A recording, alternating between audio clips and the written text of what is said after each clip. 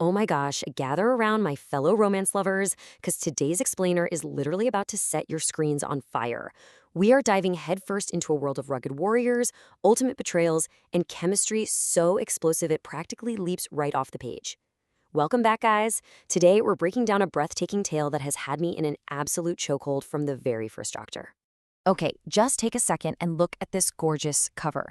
This is claimed by the Ruthless Highlander. We're talking a massive, battle-scarred Laird, a fiercely defiant captive heroine, and this raw, gritty tension that is going to leave you completely, utterly breathless.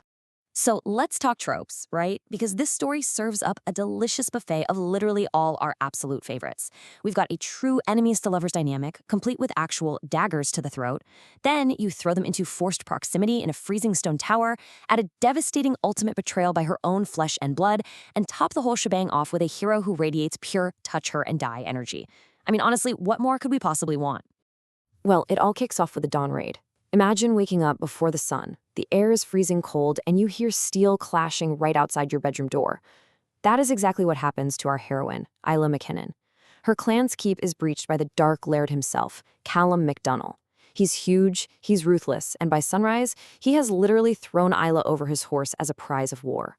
The entire morning is just this brutal, breathless ride north, straight into enemy territory, which sets the stakes impossibly high right from the jump. But you know what's really fascinating here? It's Isla's reaction. Most captives would be weeping or pleading, right? Not Isla. Oh no. She actually pulls a hidden dirk on this absolute mountain of a man. When he corners her, he growls, "You're the daughter." And she spits right back, "And you're the bastard who just murdered half my kin." She doesn't break. She doesn't cower. The sparks flying between them in this very first scene are completely electric. You just know this enemies to lovers arc is gonna be phenomenal. But here is where the story absolutely rips your heart out. As she's being dragged away into the dawn mist, Isla looks back to her father. She's expecting him to fight for her, to shout, to negotiate, and instead, he just looks away. That ultimate betrayal hits her like a physical blow. Her own father knew this raid was coming. He knew Callum wanted leverage for stolen cattle, and instead of fighting, he cowardly bartered his own daughter to save his own skin. It is utterly devastating, and it leaves Isla completely alone in a highly dangerous world. Okay, so let's move to the keep and see how this builds, because now we enter the forced proximity era. And honey, it is simmering. Isla gets locked in this freezing, damp tower chamber deep in Callum's territory. But Callum isn't the gloating captor she expects. He actually brings her warm water, this beautiful green wool gown, and food himself. And every time he unlocks that door, they share these furious, intense glances. She refuses to bow her head, and every single sharp remark she throws at him just chips away at his icy exterior. You can actively feel the dynamic shifting from hostage to absolute obsession. And the banter, you guys. Oh my gosh, the banter. I was swooning and kicking my feet. There's this incredibly tense moment on the journey where Callum tells her she needs to sleep. She stubbornly asks what happens if she doesn't. He leans in real close and murmurs that he'll carry her to his bedroll himself. And Isla, completely brazen and fearless, looks this dangerous warlord right in the eye and whispers, "Threat or promise?"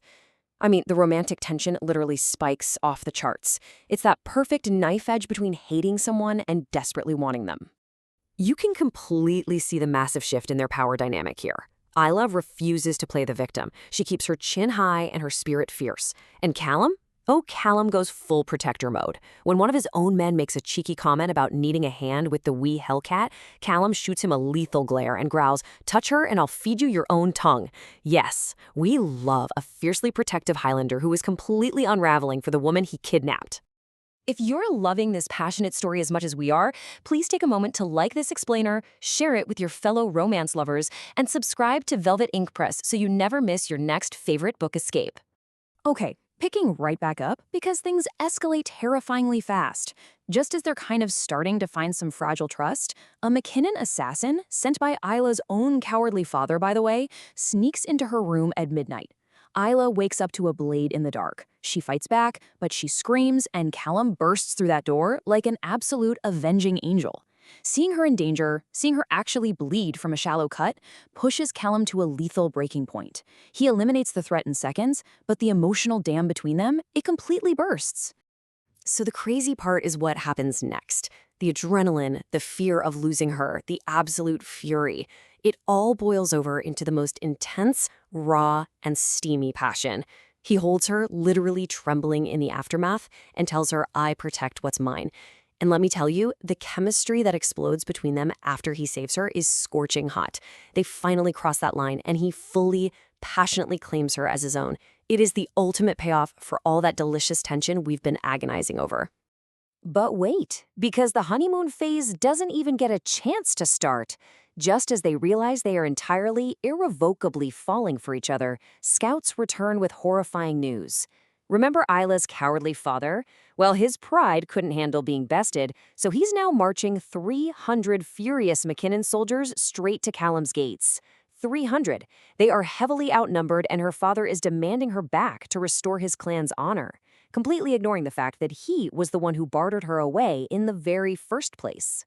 Which brings us to the ultimate, heart-stopping question. Will blood and steel stop a war, or is it going to destroy them both? Isla refuses to hide in the tower. She actually puts on mail and stands on the battlements right beside Callum, facing down her own bloodline. The two armies are clashing at the gates, steel is ringing, arrows are flying, and Callum and Isla's bond is being tested in the fires of an all-out war. Does Callum survive the duel with her father? Does Isla truly become the lady of the clan, or is she dragged back in chains? I am leaving you on this massive, agonizing cliffhanger because you absolutely have to experience this ending for yourself. Ready to dive into the heat right now? You can grab your copy of this steamy romance ebook today. Just click the link attached in the description of this explainer to start reading instantly. Don't wait. Go check the description, get your ebook at mybook.to/HR02301 and find out what happens next.